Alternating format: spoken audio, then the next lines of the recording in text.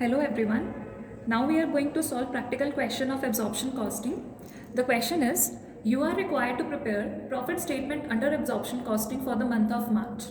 March month का data given है और हमने प्रॉफिट स्टेटमेंट ड्रॉ करनी है. क्वेश्चन में गिवन इन्फॉर्मेशन है, सेल्स हमारी है 5000 units, value is given. Production they have given कि वो 10,000 यूनिट्स है. अब अगेन यहाँ पर क्या आ रहा है, एक डिफरेंस आ रहा है. डिफरेंस क्या आ रहा है कि आपने प्रोड्यूस तो 10,000 यूनिट्स किए बट आप बेच रहे हो 5,000 यूनिट्स. इसका मतलब आप जो 5,000 यूनिट्स हैं उनको अपने पास स्टॉक करके रख रहे हो और उसको हम क्लोजिंग स्टॉक मानेंगे जिनको आप नेक्स्ट ईयर या नेक्स्ट मंथ में जाके बेचोगे. देन नेक्स्ट इन्फॉर्मेशन गिवन है सेलिंग प्राइस ₹100 पर यूनिट. एक यूनिट को 100 पे बेचा जा रहा है. वेरिएबल कॉस्ट हमें गिवन है ₹50. अगेन पर यूनिट लिखा हुआ है, एक यूनिट की कॉस्ट है आपकी ₹50. नेक्स्ट इन्फॉर्मेशन गिवन है फिक्स्ड प्रोडक्शन ओवरहेड्स, कि हम ओवरहेड्स जो कि फिक्स्ड है और प्रोडक्शन से रिगार्डिंग है वो है आपके 1 lakh. Now the sixth information which is given to us is very different, जो आपने अभी तक कभी रीड नहीं की है. Fixed production overheads cost per unit being the predetermined overhead absorption rate. They are saying कि आपके पास फिक्स प्रोडक्शन ओवरहेड्स की कॉस्ट है बट वो कॉस्ट आपको कैसे दी हुई है, पर यूनिट बेसिस पे. अब कभी भी fixed cost per unit basis पे दी नहीं जाती. इन्होंने क्या किया है, कुछ पुराने ओवरहेड एब्जॉर्प्शन रेट के अकॉर्डिंग, मतलब पहले अभी तक कितना हमारा एक यूनिट के ऊपर फिक्स चार्ज लगता था, इन्होंने उसके बेसिस पे आपको फिक्स प्रोडक्शन ओवरहेड बता दिया कि अगर हम टोटल फिक्स्ड प्रोडक्शन ओवरहेड्स को लें और उनको पर यूनिट के साथ डिवाइड करें तो हमारी एक यूनिट की जो फिक्स्ड कॉस्ट बनती है, प्रोडक्शन की जो फिक्स्ड कॉस्ट बनती है वो बनती है आपकी ₹10.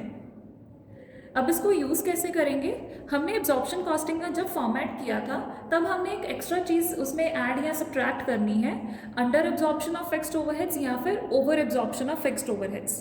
तो उस चीज़ की ट्रीटमेंट के लिए ये आपको हेल्प करेगा. देन नेक्स्ट जो है 7 point, administrative selling and distribution cost, जो कि फिक्स नेचर की है, वो हमें बता दी गई है कि वो क्या है, 50,000. अब इस पूरी इंफॉर्मेशन से आपको एब्जॉर्प्शन कॉस्टिंग का फॉर्मेट ड्रॉ करके इनकम स्टेटमेंट शो करनी है. So I have here prepared the format of income statement और हमने यहाँ पर मंथ को स्पेसिफाई करना है.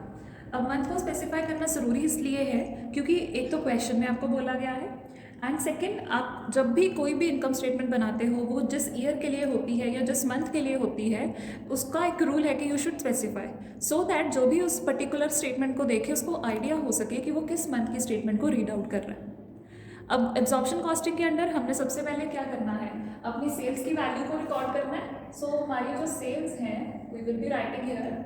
सबसे फर्स्ट पार्ट में लिखा हुआ है सेल्स है 5,000 यूनिट्स और थर्ड पॉइंट में आपको पर यूनिट सेलिंग प्राइस बताया हुआ है जो कि है ₹100. So the sales value 5,000 into 100. That's it. Now we need to forget this value और अब हम अपने बाकी का पार्ट सारा कंप्लीट करेंगे. बाकी का पार्ट मतलब अब हम सारे के सारे टोटल कॉस्ट की वैल्यू निकालेंगे. अब टोटल कॉस्ट की वैल्यू में हमें क्वेश्चन में जो भी वैल्यूज़ गिवन है, आपको फोर्थ पॉइंट में वेरिएबल कॉस्ट गिवन है, फिफ्थ और सिक्स्थ पॉइंट में फिक्स्ड ओवरहेड्स की वैल्यू गिवन है जो कि प्रोडक्शन के साथ रिलेटेड है, और जो हमें थर्ड कॉस्ट गिवन है वो है administrative selling and distribution overheads. मतलब इस पूरे क्वेश्चन में आपको मटेरियल, लेबर अलग अलग से नहीं बताया गया. उन्होंने आपको जस्ट फिक्स्ड और वेरिएबल प्रोडक्शन ओवरहेड्स बता दिए और एडमिनिस्ट्रेटिव सेलिंग डिस्ट्रीब्यूशन को अलग बता दिया. So here how we will be solving the things, हम क्या करेंगे, डायरेक्टली यहाँ पर वेरिएबल कॉस्ट से ही स्टार्ट कर देंगे. वेरिएबल कॉस्ट, अब वो वेरिएबल कॉस्ट की वैल्यू क्या है, पर यूनिट हमें बताया गया है कि वो 50 है. सो पर यूनिट 50 मल्टीप्लाई बाय, अब जो ये वेरिएबल कॉस्ट इनकर की होगी ये हमने इनकर की होगी प्रोडक्शन पे. जितने यूनिट्स प्रोड्यूस किए होंगे उसके ऊपर हमने वेरिएबल कॉस्ट का खर्चा किया है. अब जो हमारे प्रोडक्शन पे यूनिट्स हैं वो कितने हैं, 10,000.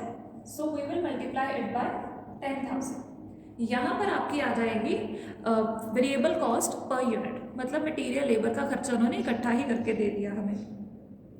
देन जो नेक्स्ट अब हमारा खर्चा आएगा, क्योंकि ये अब स्टेटमेंट हम एब्जॉर्प्शन कॉस्टिंग के अंडर ड्रॉ कर रहे हैं तो आप वेरिएबल कॉस्ट के साथ साथ ही अपने फिक्स्ड कॉस्ट को लिखोगे. अगर ये मार्जिनल स्टेटमेंट होती फिर हम फिक्स्ड कॉस्ट बिल्कुल एंड में लिखते और उसको कंट्रीब्यूशन में से माइनस करते, बट एब्जॉर्प्शन कॉस्टिंग में आप कंट्रीब्यूशन का कॉन्सेप्ट नहीं फॉलो करते। We just take total of all cost, variable लिखेंगे और फिक्स्ड लिखेंगे।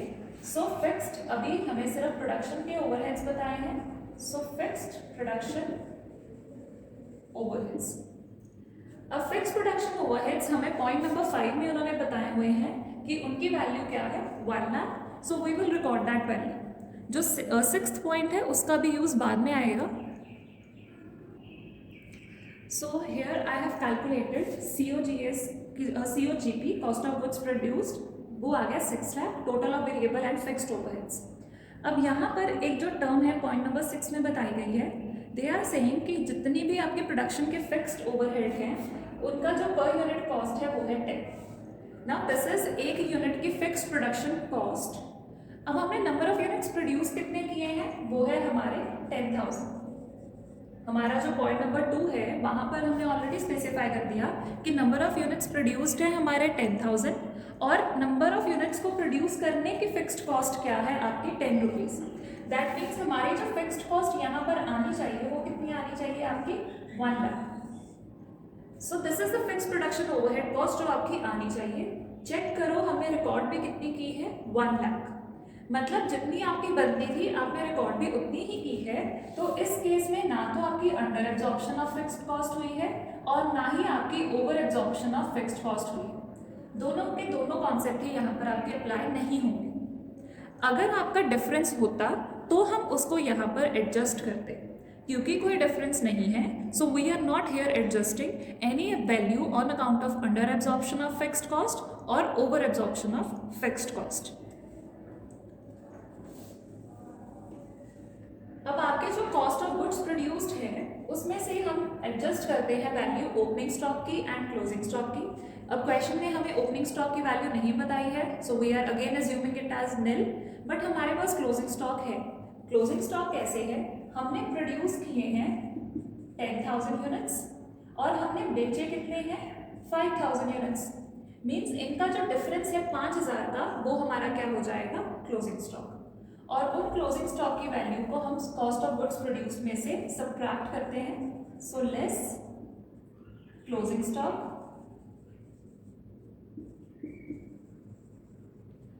अब वैल्यू कैसे निकाली जाए क्लोजिंग स्टॉक की, हमने ये प्रीवियस क्वेश्चन में भी किया था।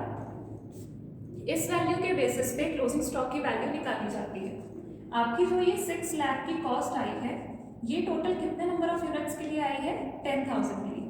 10,000 के लिए कैसे, क्योंकि ये हमारे टोटल प्रोड्यूस्ड है, तो प्रोड्यूस्ड की कॉस्ट आई है 6 लाख, हमें निकालनी है क्लोजिंग स्टॉक की cost, your unitary method. So from here you can get the value of closing stock as rupees 3 lakh.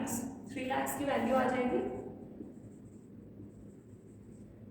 इसको सबट्रैक्ट करना है तो हमारी जो वैल्यू यहाँ पर आई है दैट इज कॉल्ड 3 लाख, और जिसको हम कॉस्ट ऑफ गुड्स सोल्ड भी बोल सकते हैं। You can call it as cost of goods sold. अभी इसमें आपका एडमिनिस्ट्रेटिव या डिस्ट्रीब्यूशन ओवरहेड्स ऐड होगा, so we will be adding it. Now from the value of cost of goods sold, in this value you will add your selling, distribution and administrative overheads। क्योंकि अब ये fix nature के हैं तो आपको इनको as it is ही add करना पड़ेगा, एंड द वैल्यू इज 50,000। तो टोटल आपकी जो कॉस्ट आई है वो आई है 3,50,000 की। This is the total cost, चाहे वो वेरिएबल है चाहे वो फिक्स्ड है, it hardly matters to us, क्योंकि हमने एब्जॉर्प्शन कॉस्टिंग में प्रॉफिट निकालना है सेल्स माइनस टोटल कॉस्ट को एडजस्ट करके। So here we will be calculating our profit. So profit is sales minus total cost. Sales की जो हमारी वैल्यू है वो है 5 लाख और जो टोटल कॉस्ट आई है वो आई है 3,50,000, तो हमारा जो प्रॉफिट आ जाएगा वो आएगा आपका 1,50,000 rupees. This is the profit as per your absorption costing method और हमने उसके प्रॉफिट स्टेटमेंट को ड्रॉ किया है. Now again in this question आपको कंक्लूड करना है अपना आंसर, आपको सिर्फ स्टेटमेंट बनाकर नहीं छोड़ना है एंड आपका एक वर्किंग नोट भी जाएगा कि आपने क्लोजिंग स्टॉक के यूनिट्स को कैसे कैलकुलेट किया. So I have concluded my answer as net profit as per absorption costing is ₹1,50,000 और हमने वर्किंग नोट बनाया है कि क्लोजिंग स्टॉक के यूनिट्स को कैसे कैलकुलेट किया है. Preparation of working note is mandatory, so either you prepare it within the income statement or you prepare it outside the income statement in this format. Thank you.